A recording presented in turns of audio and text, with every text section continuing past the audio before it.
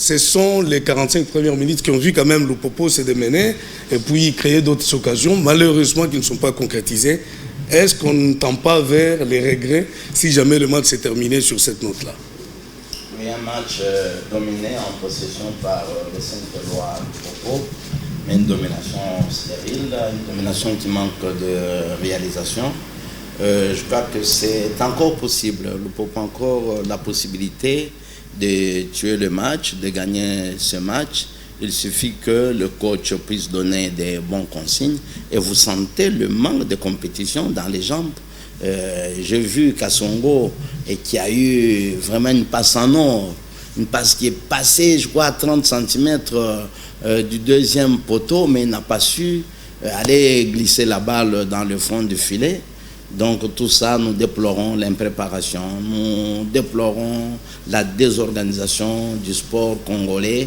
Et là, c'est au niveau national, ce n'est même pas au niveau des dirigeants. Les dirigeants sportifs, il faut les féliciter, parce qu'ils donnent tous leurs moyens, tout en privant même leurs membres de famille à gagner de ce qu'ils détiennent comme moyens. Mais c'est le gouvernement qui ne vient pas appuyer, qui ne vient pas accompagner, qui ne joue donc, pas. Donc il a promis et qui ne réalise pas, qui n'arrive pas jusqu'au bout de ses engagements. Il nous faut de l'organisation, de nos joueurs manque la compétition.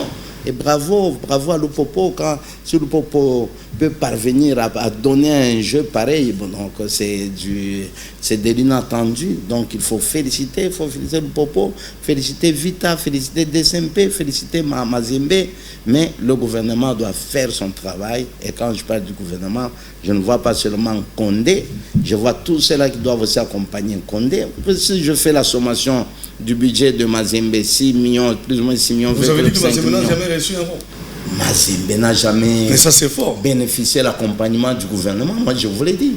Oh, si vous partez dans Mazembe, vous allez retrouver les gens de l'UDPS qui sont fanatiques de Mazembe, les gens du PPRD, du FCC, toutes les tendances politiques, ils sont fans. Vous partez chez V Club, vous allez voir les gens de l'ensemble qui sont fans de la même.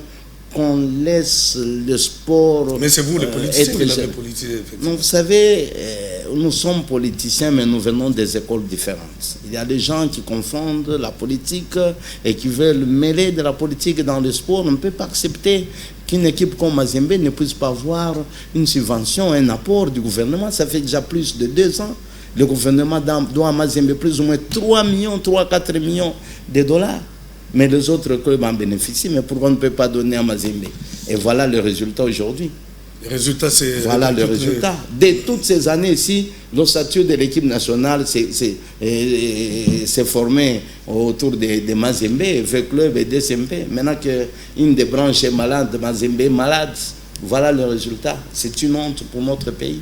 Oui, c'est une honte, vous devez en parler à l'émission. J'interpelle le général des Warriors, qui est son excellence Samalou Condé, qui fut lui-même ministre des Sports. C'est ce qui est étonnant parce que... Donc, qu'ils accompagnent, qu'ils mettent du sérieux dans le sport. Ça ne va pas. Notre sport est malade. Que ce soit au niveau... Il y a des individualités, quand on voit les Bakolé, on voit un peu au niveau du volley, on voit le président Matata. Ils donnent leurs moyens personnels. Leurs moyens. Et même quand on parle du sport, vous allez voir partout, même le match qui vont se jouer le soir. On ne va pas manquer de citer. Regardez ce qui se passe maintenant aujourd'hui en Tanzanie. L'équipe Young Africa. Vous avez vu hier l'équipe Simba. Mais ce sont des joueurs congolais. Ce sont les joueurs congolais qui dominent, qui nous ont même battus, qui ont battu les autres clubs. Les joueurs congolais, mais évoluant en Tanzanie.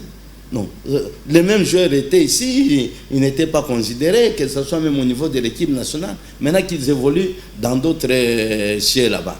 On a besoin d'eux, on va voir les Mayele. Et Fiston Mayele, je crois, doit être convoqué aussi à l'équipe nationale. C'est pour dire qu'il y a encore à faire.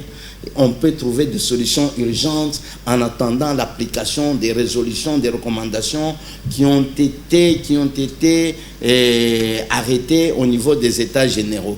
Je vous dis, au niveau des États généraux, il y a des éminents professeurs, il y a des têtes de gens qui réfléchissent pour notre sport, mais c'est le gouvernement aussi congolais qui doit savoir comment appliquer en urgence. Il n'y a rien qui est considéré. Regardez le budget qu'on alloue au sport. J'ai eu à relever cela. C'est trop minime, c'est trop minime.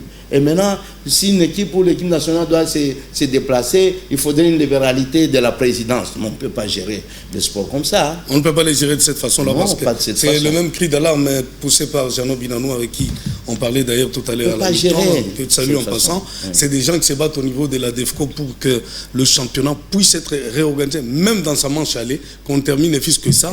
Parce que et là, si vous voyez le Popo évoluer, ce sont des efforts personnels de Jacques Yaboula. De Jacques Yaboula, le pauvre gouverneur Jacques Yaboula, il s'y donne, il est obligé de ramasser, de faire du bricolage pour avoir un peu de moyens. Il est limité, voilà.